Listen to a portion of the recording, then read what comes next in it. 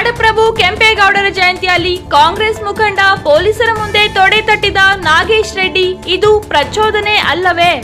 ಕೆಂಪೇಗೌಡರ ಜಯಂತಿಗೆ ಸಂಸದ ಸುಧಾಕರ್ ಬರುತ್ತಿದ್ದಂತೆ ಸರ್ಕಾರಿ ಕಾರ್ಯಕ್ರಮದಲ್ಲಿ ಕೆಂಪೇಗೌಡ ಜಯಂತಿಯಲ್ಲಿ ಪ್ರದೀಪ್ ಈಶ್ವರ್ ಜೈಕಾರ ಕೂಗಿದ್ದು ಪ್ರಚೋದನೆ ಅಲ್ಲವೇ?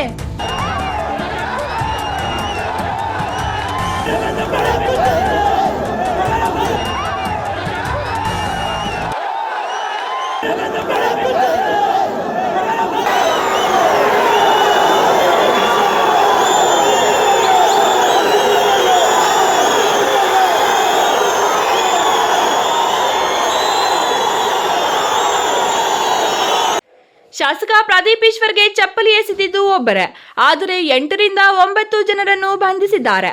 ಯಾಕೆಂದು ಪ್ರಶ್ನಿಸಿದರೆ ಶಾಸಕರ ವಿರುದ್ಧ ಅಸಭ್ಯವಾಗಿ ನಡೆದುಕೊಂಡಿದ್ದಾರೆ ಎಂದು ದೂರು ನೀಡಿದ್ದಾರೆ ಎಂದು ಪೊಲೀಸರು ಹೇಳ್ತಾರೆ.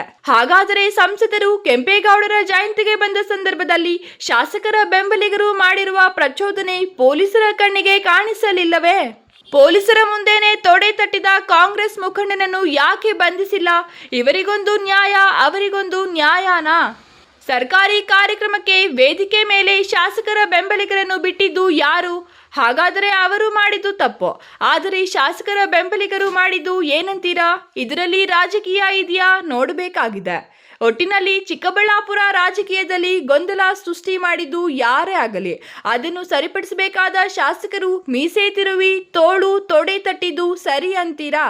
ಒಂದು ಕಡೆ ಎನ್ಡಿಎ ಅಭ್ಯರ್ಥಿಗಳು ಶಾಸಕರ ವಿರುದ್ಧ ಎಫ್ಐಆರ್ ಮಾಡಬೇಕೆಂದು ಆಕ್ರೋಶ ವ್ಯಕ್ತಪಡಿಸಿದ್ದಾರೆ. ಇನ್ನು ಪೊಲೀಸರು ಏನು ಮಾಡುತ್ತಾರೆ ಎಂದು ಕಾದು ನೋಡಬೇಕಿದೆ. Jangalahalli Ashwath, power news 1, Chikkaballapur.